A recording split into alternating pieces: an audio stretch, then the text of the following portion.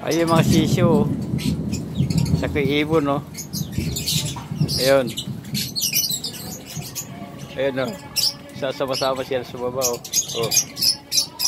Oy, oy. Talo yata yung ibon, eh. Ayun, kinakain yung kangkong, oh.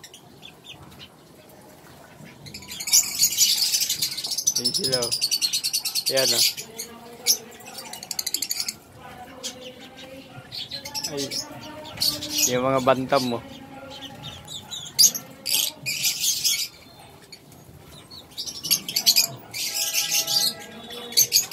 Ay, lumapit ng manok. Sali manok.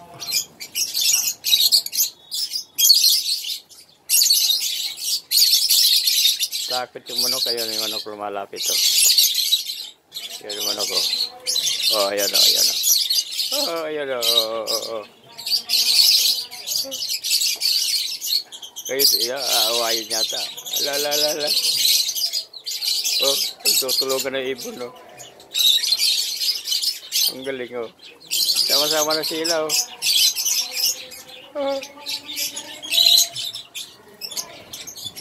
Nagkakaibigan na yan, eh. Isang kulungan, eh, oh. Oo, may matapang na ibon doon, oh. Oo. Yan, oh, yan, oh. Oh. Ang galing, oh. Magkakaibigan na sila. Yan, oh. Oh. Oo. Uy. Tutukain na yung ibon, no? Oh.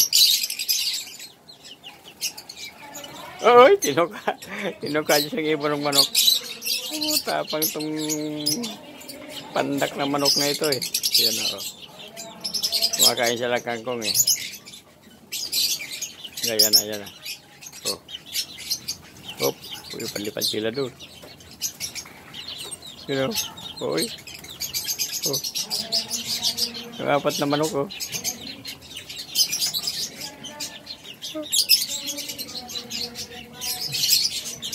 Yan. Pagkain ng kangkong, oh.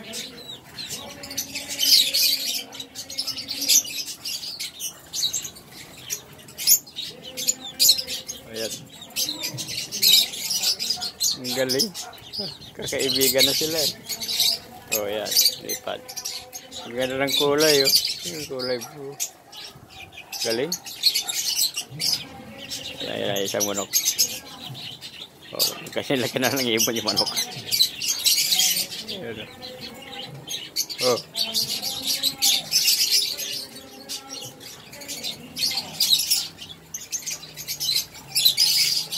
Thank you for watching. Ganito kababait ng mga ibon ko at manok ko. Magkasasama na sila, oh. Hindi sila nag-aaway. Kakagulo sila doon sa kangkong. Ang gaganda ng ibon, no? Oh.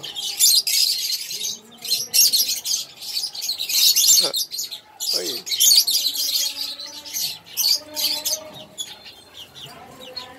Ang galing nila, oh. Yan. Upalay niyan. Mahal yan ang upalay niyan. Kahit saan ka magtanong pet shop.